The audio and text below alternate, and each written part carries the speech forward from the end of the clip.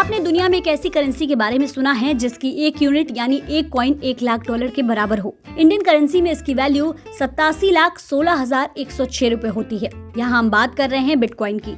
Bitcoin एक ऐसा digital virtual currency है जिसे हम इंटरनेट के माध्यम से इस्तेमाल कर सकते हैं। इसे क्रिप्टो करेंसी भी कहा जाता है क्योंकि ये क्रिप्टोग्राफी टेक्नोलॉजी का इस्तेमाल करके सुरक्षित तरीके से लेन देन करती है। इसकी सबसे खास बात यह है कि ये किसी भी बैंक या सरकार के नियंत्रण में नहीं होती है। तो आज हम आपको इस वीडियो के जरिए बताएंगे बिटकॉइन क्या है, ये कैसे काम करती है और इसे खरीदने या निवेश करने का सही समय क्या है। क्या है बिटकॉइन?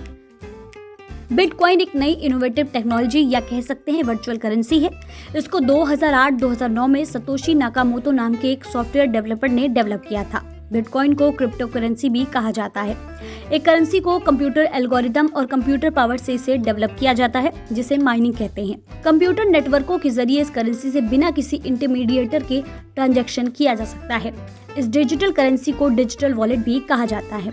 आप सभी जानते हैं कि किसी भी चीज को खरीदने के बदले में कीमत चुकानी होती है। बदले में कोई करेंसी यानी मुद्रा देनी होती है। भारत में रुपया, अमेरिका में डॉलर, ब्रिटेन में पाउंड जैसी करेंसी है। हर देश की करेंसी पर उसके सेंट्रल बैंक का कंट्रोल होता है जो उसकी कीमत को एक निश्चित सीमा बनाए रखने की कोशिश करती है। कैसे होता है बिटकॉइन का इस्तेमाल?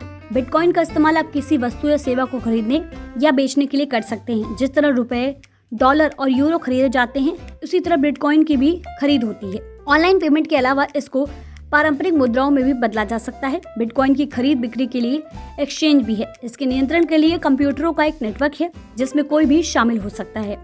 इन कंप्यूटरों के जरिए बिटकॉइन के लेन देन के कुछ नियम होते हैं। इसी को माइनिंग कहते हैं। यहाँ माइनिंग से मतलब होता है कि वो प्रक्रिया जो बिटकॉइन नेटवर्क को बनाए रखती है और जिसके जरिए नए बिटकॉइन अस्तित्व में आते हैं।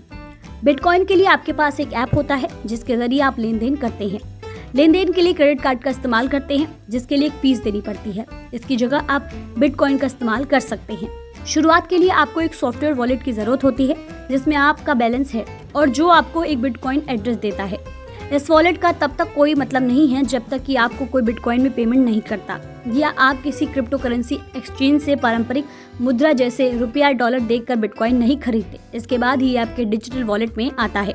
बस यही से शुरू होती है वो चेन जो समझनी सबसे खास है, जिसे ब्लॉकचेन कहा जाता है। बिटकॉइन से हो सकता है फ्रॉड।